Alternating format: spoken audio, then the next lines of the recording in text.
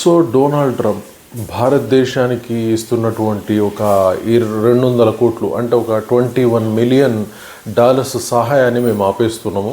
భారతదేశంలో ఎలక్షన్ శాతాన్ని పెంచడానికి గాను మేమెందుకు ఇవ్వాలి వీళ్ళకి డబ్బులకి, అలాగే వీళ్ళు ధనవంతులే అని చెప్తా ఉన్నాడు. అలాగే భారతదేశంలో ఎవరినో ఓడించడానికి, ఎవరికో ఓటింగ్ శాతం పెంచడానికి బైడెన్ ప్రభుత్వం హెల్ప్ చేసింది అని చెప్పేసి కామెంట్ చేశాడు ఆయన. సో దాంతో భారతదేశంలో కూడా కాంట్రవర్సీ స్టార్ట్ అయింది. బీజేపీ చెప్తా ఉంది. ముందే ప్రధానమంత్రి నరేంద్ర మోడీ ఇంతకుముందు ఎలక్షన్ సభల్లో కూడా చెప్పాడు, నరేంద్ర మోడీని ఓడించడానికి గాను ఎన్డీ కూటమి లేదా కాంగ్రెస్ శతవిధాల ప్రయత్నం చేస్తుంది, ఏ విధంగా ఓడించాలని తీరాలని చెప్పేసి ప్రయత్నంలో ఉంది అని. సో ఇది ఇప్పుడు ఆ రోజు నిజము అని అనిపించే విధంగా బీజేపీ వ్యాఖ్యలు చేస్తూ ఉంది.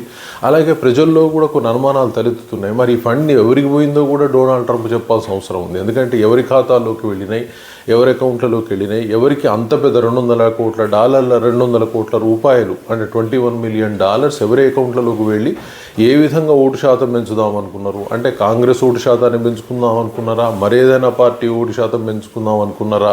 బీజేపీ మాత్రం ఖచ్చితంగా కాంగ్రెస్ పని అని చెప్తా ఉంది. సో ఓవరాల్గా మరి ట్రంపే క్లారిటీ ఇవ్వాల్సిన అవసరం ఉంది. లేనట్లయితే ఈ భారత స్వాతంత్రం అనేది, అంటే భారతదేశంలో ఉన్న స్వాతంత్ర ఉద్యమం ద్వారా సాధించుకున్న ప్రజాస్వామ్యం అనేది నవ్వులబాటు అయ్యే అవకాశం ఉంది. సో డెఫినెట్గా ఈ ప్రజాస్వామ్యం నవ్వులబాటు కాకుండా డెఫినెట్గా డొనాల్డ్ ట్రంప్ చెప్పాల్సిన అవసరం ఉంది. దానికి ప్రభుత్వం ప్రతిస్పందించాల్సిన అవసరం ఉంది. ఇప్పుడు రాహుల్ గాంధీ కూడా మాట్లాడాలి ఈ విషయం మీద ఏం జరిగింది అనేది. ఆయన మౌనం మరి అర్ధాంగీకారమా కూడా అర్థం కావటం లేదు. Let us wait and see. Thank you very much.